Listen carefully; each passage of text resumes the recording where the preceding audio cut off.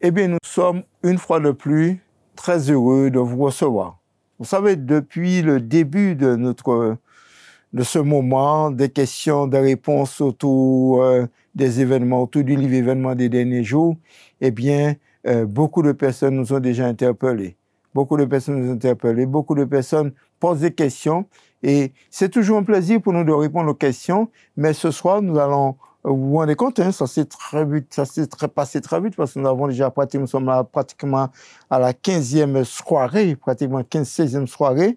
Et puis aujourd'hui, nous allons terminer. Il faut dire qu'aujourd'hui, c'est notre dernier soir, c'est notre dernière période de réflexion parce que nous espérons que nous avons donné l'envie de lire ce livre qui est Événements des derniers jours.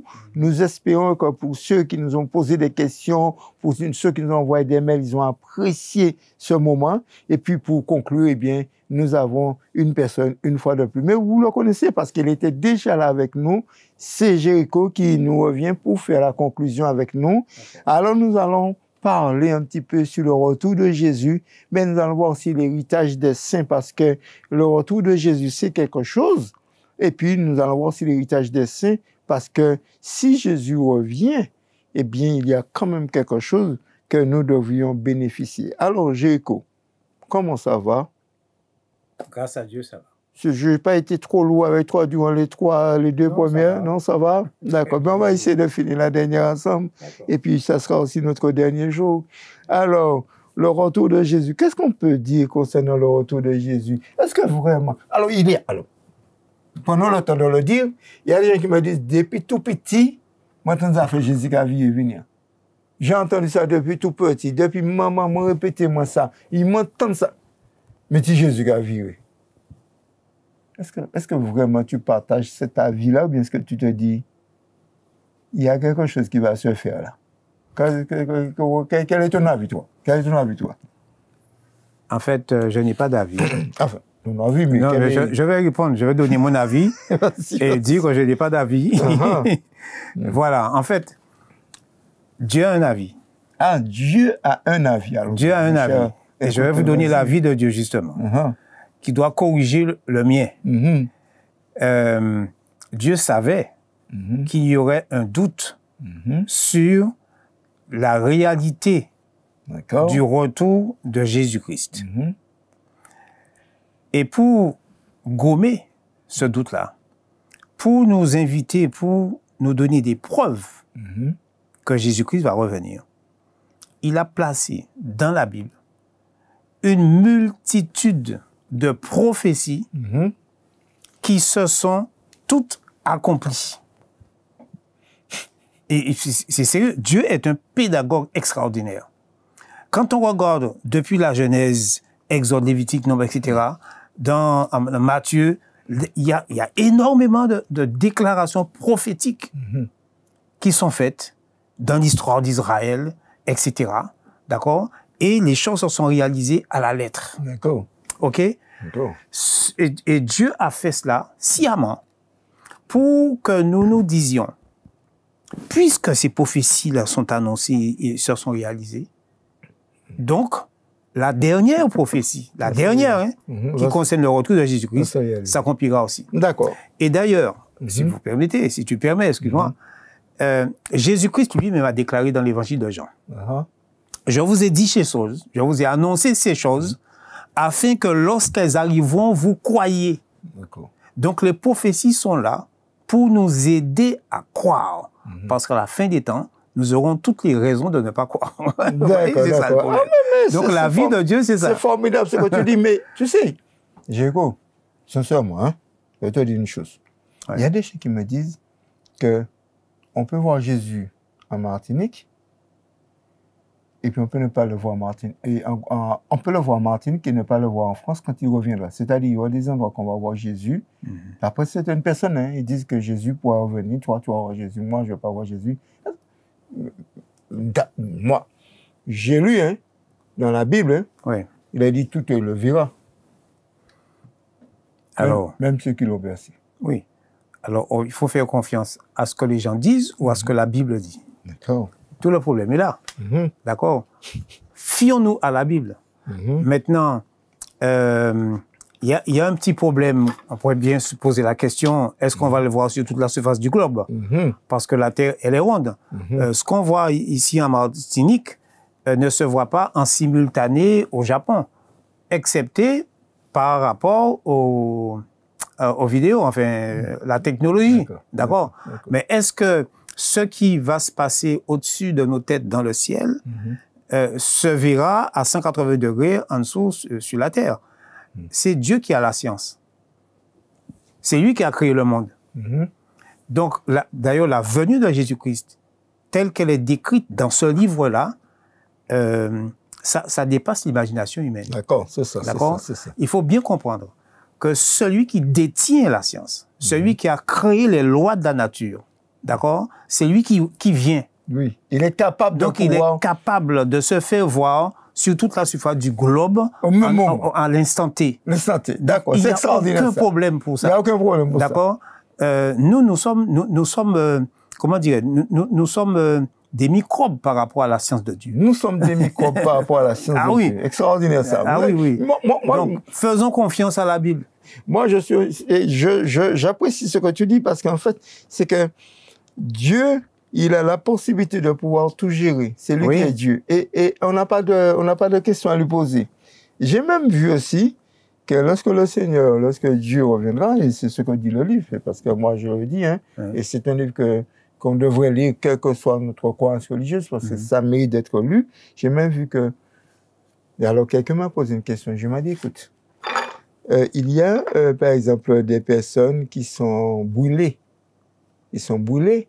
Et la Bible dit que lorsque Jésus reviendra, que tout le monde sera ressuscité. Alors, comment comprendre que les gens qui sont brûlés vont être ressuscités? Alors, je vais faire une petite correction déjà. C'est pas tout le monde qui va ressusciter. Bon, ben vas-y. Autour de Jésus-Christ, d'accord? Parce que le livre nous explique justement que il y aura... J'avais dit, souvenez-vous bien, lors du premier entretien, que la Bible est compressée. D'accord. Et là, nous avons une décompression de ce qui est dans la Bible. Au retour de Jésus-Christ, les élus, c'est-à-dire ceux qui auront choisi dans leur vie de suivre Jésus-Christ et Jésus-Christ seulement, et qui sont morts, on dit qu'ils sont morts en Christ, ceux-là vont ressusciter. Ah bon? D'accord? Maintenant, il y aura une partie, puisque le texte de la Bible dit, même ceux qui l'ont percé. Alors, il y aura une partie de personnes qui ont contribué à la mort de Jésus-Christ, qui l'ont souhaité et qui l'ont exécuté, d'accord, qui l'ont assassiné. Ceux-là vont ressusciter pour voir le glorieux Jésus-Christ descendre sur la croix. Descendre du ciel, d'accord, celui qui était sur la croix, qu'on a méprisé, sur lequel on a craché, d'accord, on le verra maintenant descendre en gloire. Celui sur lequel on a fait courir des mensonges sur sa vie, d'accord, parce que moi j'ai vu des livres et des films également sur la vie de Jésus-Christ, dans lesquels on fait comprendre certaines choses de sa vie, d'accord. Lors de sa résurrection, on a fait courir de faux bruits, d'accord. Les disciples l'ont emmené, etc., etc. Maintenant, il y a des gens qui vont ressusciter, mais les fidèles de Jésus-Christ ressusciteront. D'accord. Les autres, non. Pas à ce moment-là, en tout cas. D'accord. Voilà. Alors, ça voudrait dire que quand Jésus reviendra, il y aura des gens qui sont ressuscités, ça s'appelle, tu as bien dit, des fidèles, et ces personnes-là seront récompensées de fait qu'ils sont restés fidèles malgré les difficultés, malgré les problèmes de la vie. Et ce qui est extraordinaire, c'est que ce ne sera pas une religion qui sera ressuscitée, ce sera les fidèles. Est-ce qu'on est d'accord? Est-ce qu'on est d'accord, Géco? Ce ne sera pas une religion. On va pas dire que les religions, on va pas dire que les adventistes seront ressuscités, ou les évangélistes, ou les catholiques. On dit les fidèles. Donc ça voudrait dire que au-delà de la religion, il y a la notion de la fidélité à Dieu. Oui, tout à fait. Maintenant, le retour de Jésus-Christ, c'est la finale. Alors, je pense à une finale. On l'a pas eu bien, on l'a eu il n'y a pas bien longtemps, hein? La finale de la Coupe du Monde. il y a eu le gagnant et un perdant. Et bien perdant. Oui. Et bien, à la fin des temps, il y aura une finale. C'est la finale. Ça sera une finale. Une belle finale, hein? Oui. Une finale pour ceux qui ont été fidèles pour Dieu. Ils ont été fidèles. Et puis, une finale qui sera celui, malheureusement, pour les perdants, ceux qui n'ont pas été fidèles à Dieu. Oui. Maintenant, à quel moment on peut dire, hein, à quel moment on peut dire, Jéricho, à quel moment on décide de quel côté que l'on est? Puisque tout au long, depuis le début jusqu'à la fin, c'est ce qu'on a cessé de faire, de parler. Hein. Oui. Alors, à quel moment qu'on décide ça? Quel moment qu'on décide ça? Est-ce que c'est quelque chose à venir? Parce qu'il y a certaines croyances religieuses qui disent, bon, il faut allumer, il faut faire ça, il faut faire plusieurs choses, il faut prier pour les gens. Est-ce que c'est quand quelqu'un est décédé que ça se décide, bien avant son décès? Alors, forcément, c'est avant son décès. Déjà, hein? OK? Avant le décès de quelqu'un, la personne doit se positionner. D'accord. Parce qu'après, c'est fini. Après, c'est fini. La Bible dit que c'est fini. D'accord. Puis la Bible déclare qu'il n'y a ni œuvre, ni pensée, ni science, ni sagesse, il n'y a rien dans le séjour des morts. Quand on est mort, on est bien mort. On est mort. OK?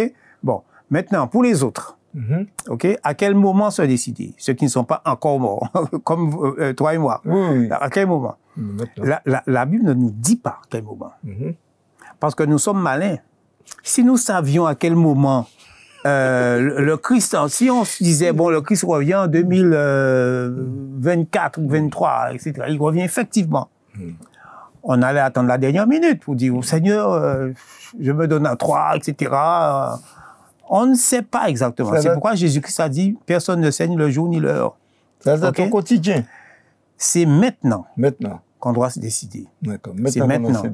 Parce qu'on ne sait pas si demain on sera encore vivant, ça c'est une chose, et on ne sait pas si demain on pourra prendre la décision. D'accord. OK? Donc c'est parce que la Bible dit qu'à un certain moment, dans le livre de l'Apocalypse, à un certain moment, Dieu va arrêter le sort, la situation de chacun sera fixée. Sera scellé. D'accord. Et on ne sait pas quand ça va se produire. Mais ça va se faire. D'accord. Parce que c'est écrit dans la Bible.